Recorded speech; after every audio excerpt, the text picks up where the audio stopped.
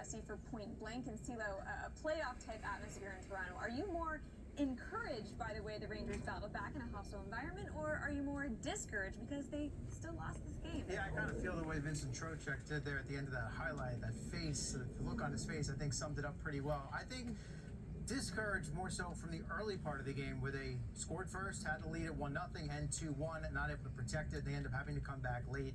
So look, it's a good team in Toronto. It's a team that very much could factor into the playoff mix here as far as a deep run out of the Atlantic Division. You know, their goaltending's a little suspect, so from that standpoint, you thought maybe the Rangers could find a way to come out on top. Yeah, you're on the road. Maple Leafs recently have been a hot team, so have the Rangers, but as we head into this week where the trade deadline's approaching, you know, you want to see things become clear. You want to see decisiveness. So there was some good and some bad in this game, and obviously the Rangers come up short in the shootout, but at least they end up with a point.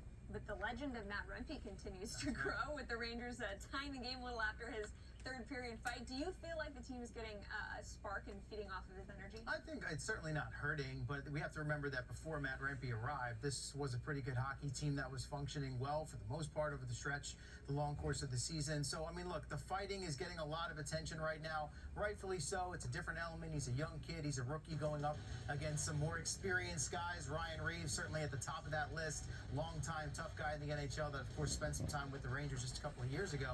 But this kid's got more to his game. So I like the fact that he can go out onto the ice and you don't feel like he's a liability. I think that fourth line, along with Adam Edstrom and Barclay Goodrow, is actually giving them some good minutes. And what I liked in this particular game, Rangers scored first and Reeves challenged him in the first period, and Rempe turned it down. He skated to the bench and said no thanks. This fight here in the third period, he turned to the Ranger bench and they basically gave him the okay and said, go ahead. So I think as a rookie, he's learning his way. It's not just, I'm going to drop the gloves the second I get on the ice. Picking his spots a little bit better in this game. I don't think that's the reason Vincent Trocheck scored with the goal he pulled in the final minute or so of regulation, but it certainly doesn't hurt. No, definitely not. Then the trade deadline is Friday, so plenty of talk about the team needing to maybe add one more piece. But do you think a trade could actually potentially do more harm if it messes with a good thing that they've had going on all season? Yeah, I don't think it's going to mess with anything going on in the locker room, team chemistry, or anything like that, because I'm not sure the Rangers are going to be making the high-level, high-profile moves the way they did a year ago, when they basically had to make all kinds of salary cap maneuvering and roster maneuvering just to bring Patrick Kane, in from Chicago. I think that did have ultimately a negative effect on the team and the locker room and the chemistry. This year, I expect them to make a move, if not multiple moves, over the course of the next 7 days or so.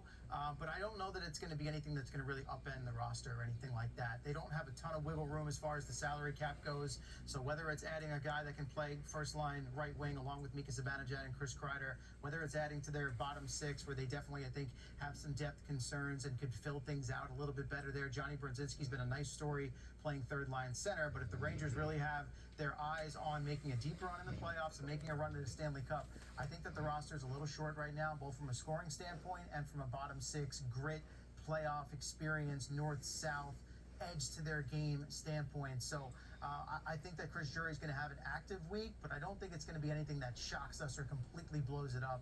And I think any sort of addition, obviously you're putting all your eggs in to try and go and win a Stanley Cup. You got to take some risks, some chances. It's going to cost you some draft picks probably, but I think at this stage of the season, they've got to do what they can to give themselves the best chance to win. As always, amazing hockey insight. CeeLo, thank you so much. We're going to see you back here in a little bit. But first, let's check in on the Islanders, who entered the night 6 points out of the last wild card spot. And Kyle Palmieri